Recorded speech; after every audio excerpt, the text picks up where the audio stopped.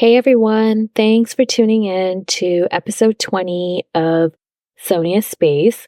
I just wanted to say that I was looking through all of my episodes and I realized that my first ever official episode that I had released, episode 1, where I talked about my podcast and why I started it, was on August 31st. So I'm nearing my 1-year anniversary for my podcast series, and it has been an amazing journey. The things that I have learned throughout this time in terms of podcasting and what it requires, and just understanding the flow of things and how and what works for me. So I cannot believe that it's been almost a year for my podcast series. And I want to thank everyone, and I know exactly who those people are that have been keeping up with all of my episodes and providing me feedback. I'm just so glad that you are part of my journey, and I'm so glad that we're part of this together. For today's episode, I would like to talk about something that I have definitely been struggling with a lot, and something that I'm personally working on, but I have found ways to help me manage this aspect of my life, and it is protecting your peace. And when you say it like that, it may sound easy, but it's really hard to be in a place to harbor peace, depending on your environment, the people around you, what's going on. It really does come from doing your inner work and understanding how to set limitations and boundaries for yourself and people around you to make sure that you're at peace. And you're not 100% going to be at peace, but you can work towards it. And that requires understanding who you are as a person and what actually brings you peace, what actually brings you joy. If you don't make changes in your life is not going to change. You can't sit there and have a pity party and be in misery and talk about people. These are not things and elements of a peaceful life. And this is something that I've learned over the course of the last few years.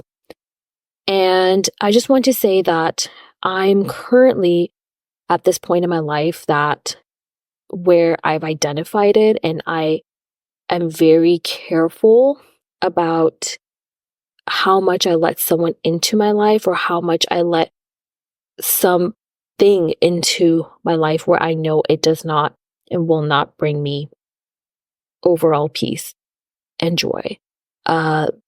I'm not saying to completely cut something off, but you have to find ways to manage yourself and your surroundings.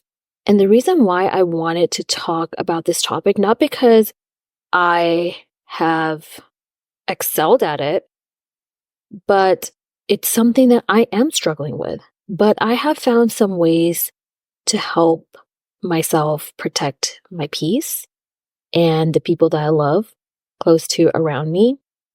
And as someone that is a Pakistani American, a South Asian, I feel like you and your environment, how the way you function in your environment does matter. We have a lot of societal expectations and pressures, and just because you're following them isn't necessarily bringing you peace. And let's be honest, just because you're following the norm and what most people are doing does not mean it's bringing you peace. And this is something that I have learned about myself and our culture and society as a whole. You have to find the inner peace and the working for yourself.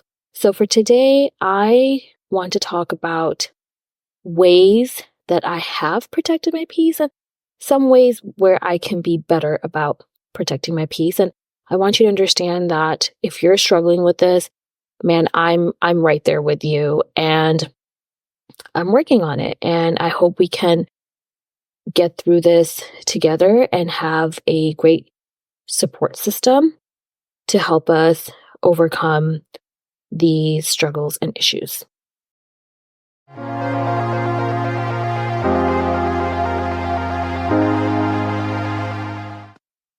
The first thing that I have learned about protecting my peace is understanding myself and my triggers.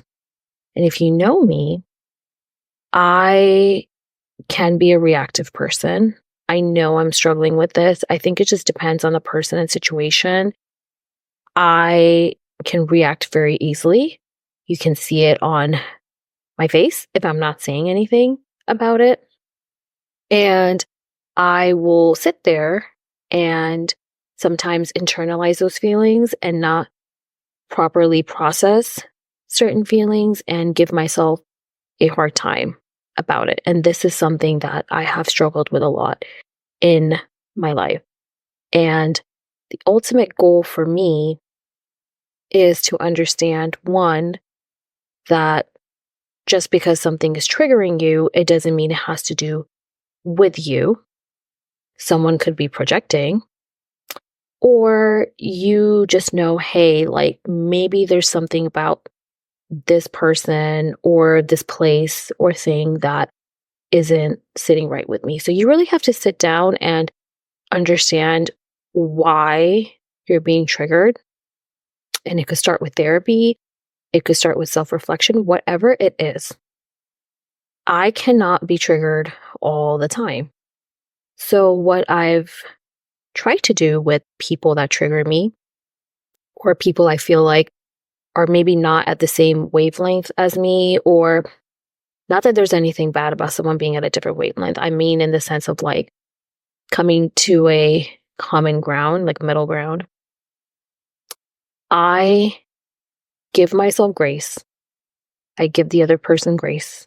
And I think about it, but I distance myself. Me distancing myself is me protecting my peace because it helps me understand, do I really need this person or this thing in my life? Is it actually good for me?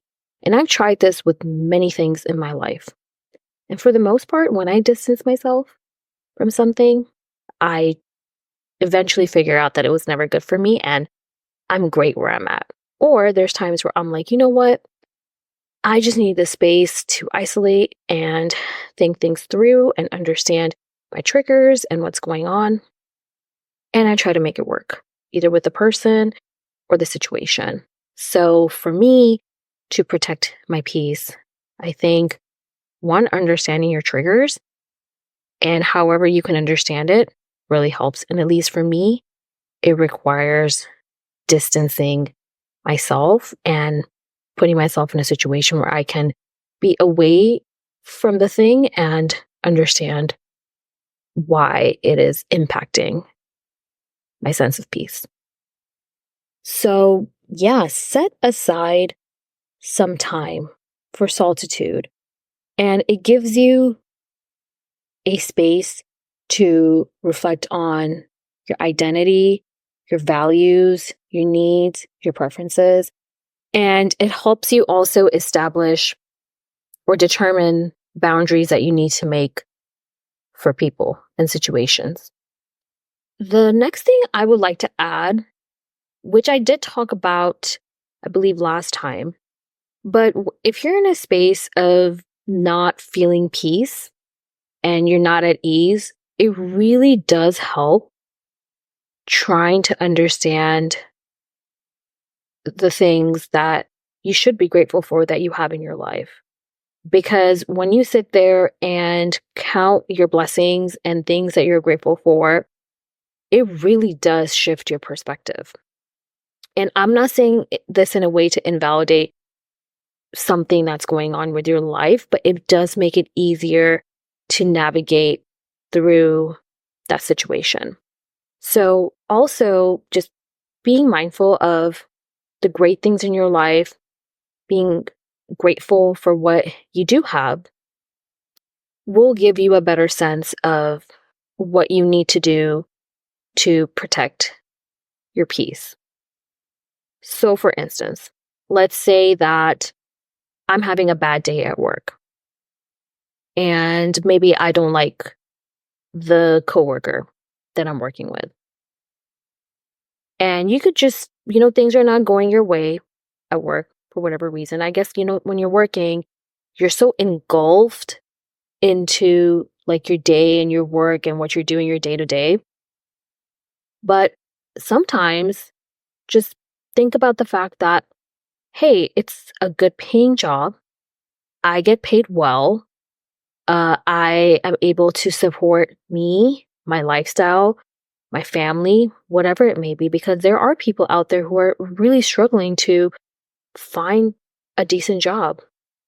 Again, I'm not saying this to invalidate what's going on, but sometimes I feel like we get too caught up in situations and our triggers that we need to take a step back and realize as a whole, in the grand scheme of things, is it really that bad? So look at things from a positive light and just count your blessings and be grateful for what you have. Now, if it's at a certain point where it's making you miserable and it's toxic, then of course you do what you need to do to remove yourself from that situation. And that situation isn't necessarily going to be easy, but at least you're aware of it. And you can move away from that situation or leave that job.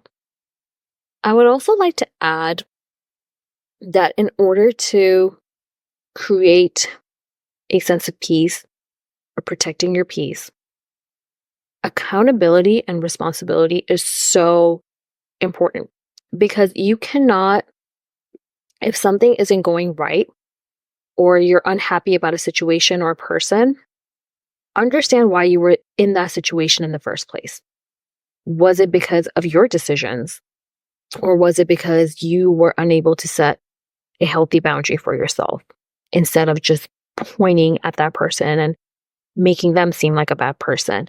I think sometimes we forget to understand that we are the ones that are responsible for everything around us. And we are actually in full control of our lives for the most part. So taking that responsibility and holding yourself accountable to the decisions that you make is very important. Having a result-oriented mindset is so important. And that has helped me a lot. Like if I'm going through something and I'm dwelling on it and it's making me feel overwhelmed, I'm unhappy about it, I'm venting, what have I done to put myself in that situation? And how did I let this affect me to this extent? And I eventually figure out that 1, I'm too involved.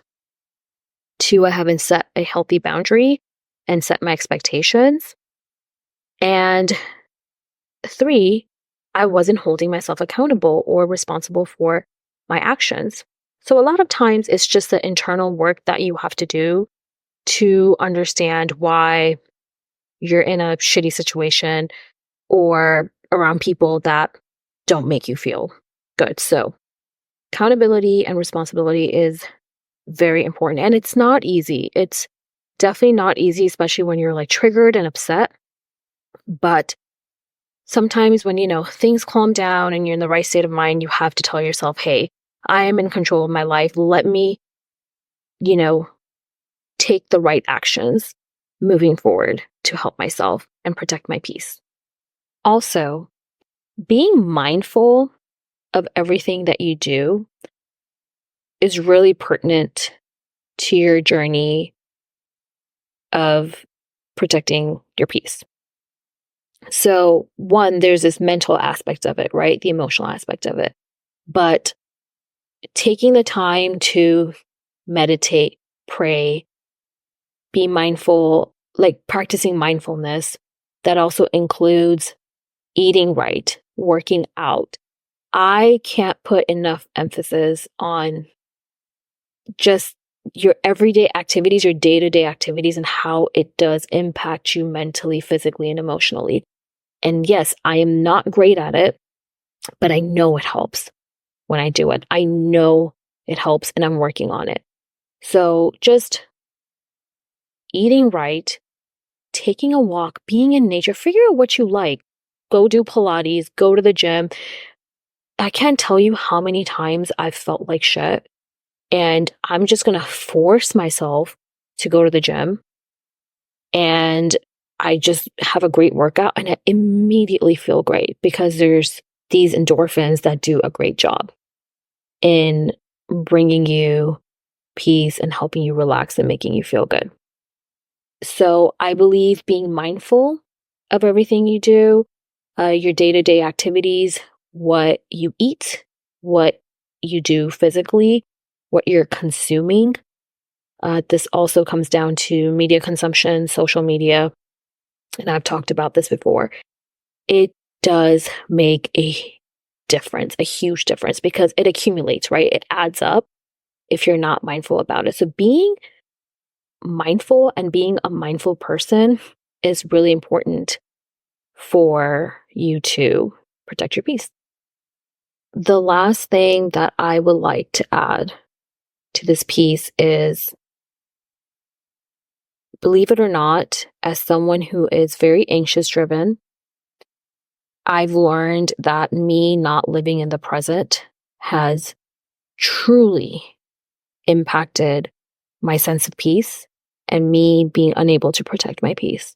So constantly worrying about what has already happened and what is going to happen, it does not help at all. I'm not saying that you shouldn't think about the future and plan for the future, but there is a limit to it. Just living in the present is so important. Just going out about your day and doing whatever it is you need to do. You need to clean, you need to cook, you need to go on a walk, you need to go shopping, just focusing on living in the present. It's a distraction. It helps. And the more you practice it, I promise you, your life gets easier. And I actually have a journal that I got a while back. It was actually after a therapy session that I had, and me and the therapist, we had identified that I definitely had trouble living in the present. I was always thinking about the future, what has happened, and I really learned that I had to slow down. I had to slow down in life. So I actually ordered this book from Amazon. It's called Present Not Perfect. And it says a journal for slowing down, letting go, and loving who you are. And what I really love about this journal is the prompts that it has. I can give you an example of a prompt in the book. And it's a great way to self-reflect. So for instance, on page 4 of this book, it says, write down in bright colored pens 3 things that bring you joy and 3 things that have been bothering you. And another prompt that is in here is write down 3 fears that hold you back. So it's a great distraction for things that are happening in your life. And it's a great way to find out more about yourself and what you love about yourself.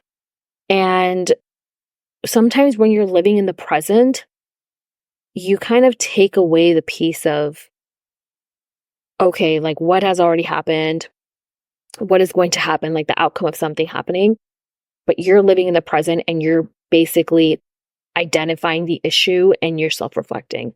So this has been a great journal for me. I'm not done with this book. I think I've finished like 75% of it, but sometimes when I am feeling down, I go back to this and I read this. So I would say living in the present is very, very important for your peace of mind.